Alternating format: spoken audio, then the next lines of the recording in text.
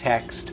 And in a high school for a 10th grader where there's, what, 3,000 students in the school, right, that's where the problem is arising, where you have the embarrassment and the social disgrace. All right, on that note, we are going to take a quick break. When we do, we're going to ask you these questions. Have you ever been party to sexting? Do you know what the legal ramifications are for sending these sexual photos over your cell phone?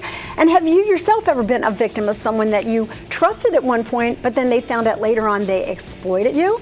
How'd you do it? What'd you do? How'd you deal with it? If you want to tell us what you think, you can email me right now at lynn@lynndoyle.net. As always, you can find us on Facebook and YouTube, and we'll be tweeting about this as well.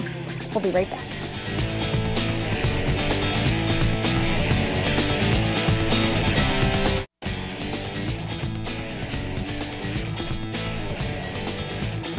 Welcome back, everyone. I'm Lynn Doyle, and this is It's Your Call. Our topic today, the dangers of sexting. And I have to tell you, as I sit here and listen to our experts, I am in a panic for you all. Anyone who has young people who are out there with cell phones who don't understand the dangers of sexting, please take this information to them and share it with them. The first thing I want to clear up here is anyone of any age, if we take our cell phone and we send a picture which might be considered sexy to some of us, but pornographic by the law, is that against the law, even if it's between consenting adults? If you're over the age of 18 and you're consenting adults, the answer is no. That is pornography. You have a First Amendment right to do that.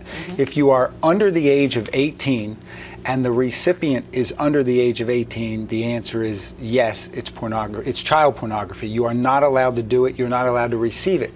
If you are under the age of 18, you take a picture of yourself, male or female, and you send it to anybody, the recipient of that person is in possession of child pornography under both federal and state law, predominant, New Jersey and Pennsylvania also, that's our region. But more significantly, the person who receives it and then sends it is now guilty of dissemination of child pornography, criminal use of a communication device, and however many times you send it, you are charged with another count. There are issues with the legislation that has been proposed in Pennsylvania and New Jersey to try to educate first-time offenders who really don't know that you're not allowed to take a picture of your body for somebody else's pleasure as part of flirting or dating or just as a request. Okay, Ken, I can guarantee you that my parents were not worried about this, okay? I mean, regardless of what kind of flirting we may have done in the 70s when we were under 18, it did not have the dangers and the legal ramifications that this has. Part of the problem is that because it's digital and it's the internet, and really the delete button does not mean delete anywhere. All of this information is retained. It's retained somewhere on a hard drive, somewhere, and so we're talking about the digital age, we're talking about the internet age, and so once we bring the technology part of this, even though your boyfriend says, oh no, I'll delete it, don't worry about it, and they do hit the delete button, there's always a way to recover this information. And so we need to continue to inform parents when they're buying the cell phones that have the video or the capability of taking pictures about this information, about the proper uses of it. Well, let's talk about that for a second if we can. I'll come right back to you, but can we put an app on our kids' phones now like you can for everything else and say, all right, this is not going to be allowed to be transmitted, or it's going to let me know? There's nothing. Okay, anybody, an inventor out there, I'm making you $1 million.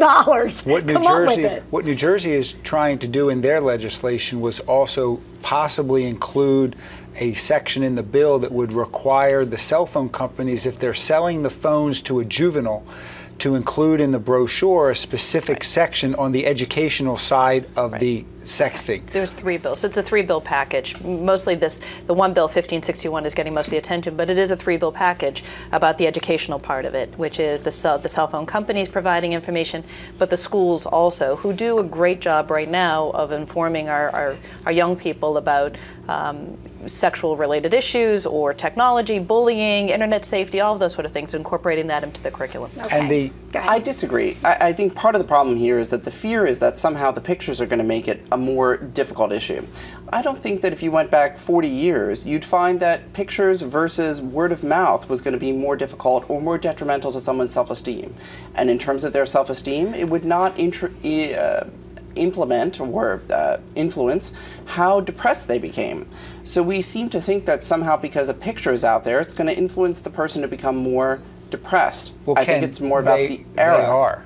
They are more depressed. Right. There's no evidence to suggest that. There is evidence that when the videos or the pictures of young male or female teenagers who can't deal with current societal peer pressure, when there's a picture or video of them that's spread around amongst 1,500 to 2,000 of the school students that they go to school with, that the evidence shows that they are moving, they are leaving the school district, they're committing suicide, because what is happening is those texts are being sent maliciously by the ex-boyfriend who's going to send a letter along with the picture that says, here's Holly's big butt. But can you demonstrate that that evidence has any difference than people spreading rumors 40 years ago? Yes, but this 40 is an years actual, ago, this is an actual picture of a typically young female's body that is the most impressionable. 40 years ago, rumor was as detrimental as the sexting is now. Both are very damaging to children, and both are incorrect. It's just because there's a device, and there's a device in every single child's hands right now, and it's much more readily available. And for the state of New Jersey, you know, we don't have to look past Tyler Clementi and the Rutgers situation to really know that it's happening. It's happening. It really is. It's happening. And so, you know, with that in mind, we have to do what we need to do to, you know, focus on supporting the young people and educating them. You know, there's some that do it innocently and without knowledge, without real malice and intent. That's what this bill is for, to give them that education. There are some out there that are doing this with real malice. But they do it because they're not educated by their parents. Well, that's the problem. We assume that the school districts are actually going to do the work. And the reality is, and fairly, if I was a teacher in a school district, I'd feel pretty uncomfortable teaching other people's children about sexuality. They but they're doing it now. They teach them about sex education. That's right. They simply teach them about how to use a condom. But we have different realities of what sexuality education is in the United States. No. We have, yes, we do. We have abstinence only all the way through a very proactive social sexuality education. That is completely not the issue at hand. This is simply teaching. It is, because it's the difference between telling somebody not to sext versus telling somebody not to sext, but how to express their sexuality in a healthy, appropriate way. If we're going to tell somebody not to express their sexuality, we actually end up limiting them in a way that, as the research has shown, increases the likelihood of them contracting a sexually transmitted disease. Are you suggesting that there can be any benefit to sexting? That this generation could learn something from sexting? What I'm saying is the benefit is parents educating their children around sexuality. That's the benefit. But this is a much more promiscuous age group than we were 40 years ago. Much more promiscuous. You know, they're influenced by, you started off the conversation, they're influenced by, you know, well-known people who do some things that we're not so proud about.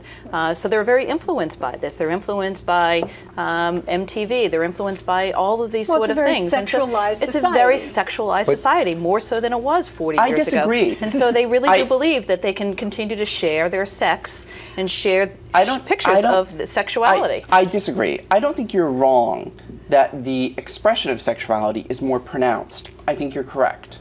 But in terms of arguing that sexuality is more promiscuous, I disagree. I think the behaviors remain the same. But where we push the boundaries